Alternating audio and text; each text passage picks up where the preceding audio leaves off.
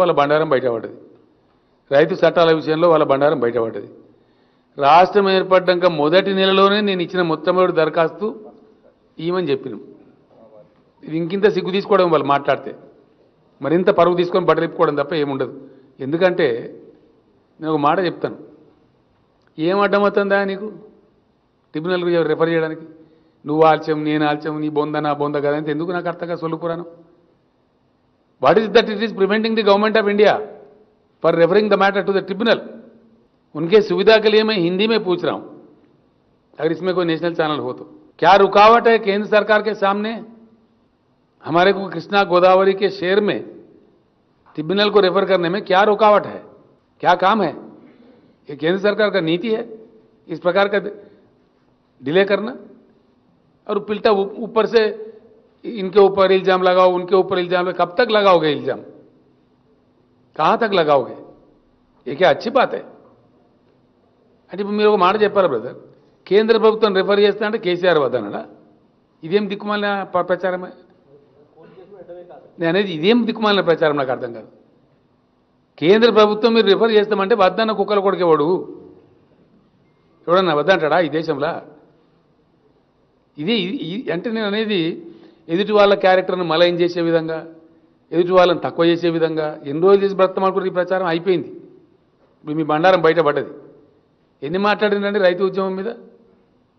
మూర్ఖులంటే, ఆందోళన జీవులంటే, పిచ్చోళ్ళంటే, ఉగ్రవాదులంటే, ఖలిస్తాన్వాదులంటే, ఇలా తీరా దేశం ముందుకు వచ్చి మీరు క్షమాపణ వేడుకుంటున్నారు. ఇంకా కూడా సిగ్గు రావడం లేదా మీకు? ఇంకా కూడా ఇట్లా మాట్లాడేటోళ్ళకు ఏం వితండవాదం ఇది? ఇవన్నీ అనవసరమైనటువంటి పనికిమాలినటువంటి పనులు. మీరు చేయాల్సినటువంటిది కేంద్ర ప్రభుత్వంగా మీకు బాధ్యత ఉంది కాబట్టి మంచి మాటతో చేయండి. ఏమండి అర్థమవుతలేదండి? 100% కోరుతాము. అలా క్లారిటీ ఏముందని నాకు అర్థంగా డిమాండ్ రిఫర్ చేసేదానికి నేను అదే అంటున్నా. దాని మీకెళ్ళి నేను అంటున్నా, ఆయన ఓ రకంగా మాట్లాడతాడు, ఈడున్నోళ్ళు ఇంకో రకంగా మాట్లాడతాడు. ఇవేమి తలా తోకలేని పనులు. If you really want to, you are sincere, you refer it to the tribunal. What is preventing? Simple మాట. మనకు కూడా కేంద్ర మంత్రి గారు ఉన్నారు కదా, ఎవరు ఆపుతున్నాయని వాళ్ళని ఆగబడుతున్నారు, కాలు బయట కట్టేస్తున్నారు. ఎవరన్నా మంచి డిమాండ్, సమంజసమైన డిమాండ్ చేపట్టాలని మేము డిమాండ్ చేస్తాం. మేము అసెంబ్లీలోనే తీర్మానం చేసి పంపించినాం యునానిమస్గా. ఈ తాత్సారాలు మంచి కావు. ప్రజలు కోరుతున్నప్పుడు చేయాలి ప్రజాస్వామ్యంలో. తప్పింది. हम सकारात्मक नहीं थे, हम नहीं थे भाई. हम सकारात्मक कब थे? कौन बोला आपको? हमने अपोज किया लोकसभा में, राज्यसभा में. आप गलत है, हम गलत नहीं है. बिल्कुल आप गलत बोल रहे हैं. हम रिकॉर्ड में हैं, we are on record in Lok Sabha and Rajya Sabha. We have oppose the bill tooth and nail. हमारे दोनों लीडर यहाँ बैठे हुए हैं. या आप ऐसा कैसा बोल सकते हैं? नहीं नहीं, मैंने बिल्कुल बोला तेलंगाना किसान क्या पंजाब में बेच सकता? तेलंगाना किसान क्या दिल्ली जाके बेच सकता? बाजू गांव नहीं जा सकता? क्या सूर्यापेट वाला बोनगिर जाके बेच सकता? ये गलत बात है, बिल्कुल गलत. 100% गलती था. हमने जब मिला प्रधानमंत्री जी से उनको बताया. हाँ सर, जो भी है वापस गया ना भाई, उसके ऊपर आप क्यों अननेसेसरी ये उठा रहे? समझ में नहीं आया. प्रधानमंत्री खुद माफी मांग के वापस लिया तो इसके बाद में चर्चा ही क्या है? जो भी कहा भाई, वापस तो लिया ना. उनके तरफ से कानून गलत नहीं है बोले, हम बोले कानून गलत है. जिस किसी भी तरीके से कानून को वापस लिया गया, कुछ रहो और क्या. దేశంలో ఎవరు నమ్మతలేరండి. ఇది ఎన్నికల స్టంట్ అని అనుకుంటున్నారు. 5 రాష్ట్రాల ఎన్నికల కోసం అవలంబిస్తున్న స్టంట్ అనుకుంటున్నారు తప్ప ఎవరు నమ్మతలేరు. అందుకే మేము ఎంఎస్పీ డిమాండ్ చేస్తున్నాం కదా. డెఫినెట్గా ఎంఎస్పీ కోసం చట్టం ఏమంటున్నాం? Minimum support price, maximum support price కాదు. దానిలో ఏముంది? నేను చాలా చాలా మంచిగా చెప్పాను ఇంతకుముందు. आत्मनिर्भर भारत, पहले आत्मनिर्भर कृषि करो, आप आत्मनिर्भर किसान बनाओ, कृषि क्षेत्र को आत्मनिर्भर बनाओ तो बहुत काफी हो गया.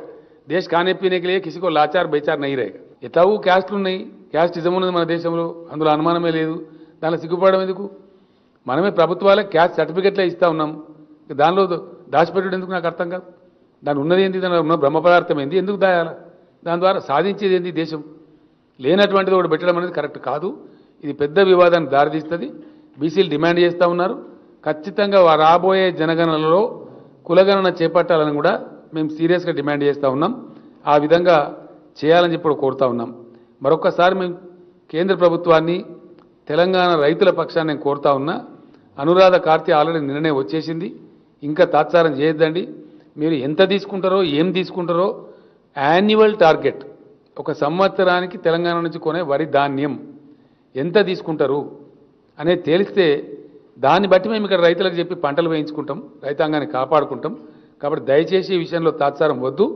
రేపు ఫైనల్గా చీఫ్ సెక్రటరీ నాయకత్వంలో అధికారుల బృందం, మంత్రుల నాయకత్వంలో వ్యవసాయ శాఖ మంత్రి నిరంజన్ రెడ్డి గారు, పౌర సరఫరాల శాఖ మంత్రి గంగుల కమలాకర్ గారు, ఇంకా కొందరు మినిస్టర్లు కూడా కలిసి మంత్రుల డెలిగేషన్, అదేవిధంగా అధికారుల డెలిగేషన్ అడుగుతాం. నేను కూడా ఢిల్లీలోనే ఉంటాను 1-2 డేస్. ఆ సందర్భంలో జలశక్తి మంత్రి గారిని కలవటం, వీలైతే ప్రధానమంత్రి గారిని కూడా కలవడం, ఈ డిమాండ్లు పెట్టడం, ఇవన్నీ కూడా చేస్తాం. దీని మీద ఈ రకంగా చేయాలని చెప్పి మేము డిమాండ్ చేస్తూ ఉన్నాం. స్థానిక బీజేపీ నాయకులు కూడా ఇంకా పిచ్చి పిచ్చి మాటలు, ఇంకా పిచ్చి పిచ్చి వ్యవహారాలు మాట్లాడకుండా మీ బండారం బయటపడ్డది. ఇప్పటికే మీ కథ ఏందో తెలిసిపోయింది. జనానికి పూర్తిగా అర్థమైంది అసలు జరుగుతున్నది ఏంది, మీరు చేస్తున్న అసత్య ప్రచారాలు ఏంది. మీరు చేసినటువంటి తప్పుకు మాది పొరపాటు అయింది, క్షమించమని చెప్పి ప్రజల ముందు మీరు చెంపలేసుకొని ప్రజలకు క్షమాపణ చెప్పాలి, తెలంగాణ రైతులకు కూడా క్షమాపణ చెప్పాలి. మేము డిమాండ్ చేస్తున్నాం. ఇంకా అడ్డగోలుగా మాట్లాడతాం, అరాకిరి మాట్లాడతామంటే జరగదు, జరిగే పని కాదు. కాబట్టి అనవసరమైన బేసిజాలకు పోకుండా వాస్తవాలు ప్రజలకు చెప్పాలి. మీరు చెప్పినటువంటి తప్పుడు మాటలకు, మీరు చెప్పిన తప్పుడు ప్రయత్నాలకు కూడా మీరు క్షమాపణ వేడుకోవాలని చెప్పి కూడా మేము డిమాండ్ చేస్తూ ఉన్నాం. ఇదే సందర్భంలో తెలంగాణ రైతులకు నేను మనవి చేస్తూ ఉన్నా, ధాన్యం తెచ్చే క్రమంలో తొందర పడకండి. తప్పకుండా చివరి గింజ వరకు ధాన్యాన్ని ప్రభుత్వం కొంటది. ఈ వర్షాకాలం ధాన్యం ఇప్పుడు వచ్చే ధాన్యం ఏదైతుందో కల్లాలకు వచ్చేది 6,600 పైచీలకు కేంద్రాలు ఆల్రెడీ ఓపెన్ అయినాయి. అవసరమైతే ఇంకా కొన్ని కూడా ఓపెన్ చేస్తాం. దానిలో అసలు ఇబ్బందే లేదు. జాగ్రత్తగా తెచ్చుకోండి ధాన్యాన్ని. కొయ్యని వాళ్ళు తొందరపడకండి. ఇంకొక 3-4 రోజులు వర్షం ఉంటుందని చెప్తున్నారు. కోసి అనవసరంగా పెడితే తడిసిపోయి రంగు మారిపోయి దెబ్బతినే ప్రమాదం ఉంటుంది. కోతలు కాని వాళ్ళు కొయ్యబోకండి, 2 రోజులు కొయ్యండి. కోతలు అయిన వాళ్ళేమో జాగ్రత్తగా తీసుకొని రండి.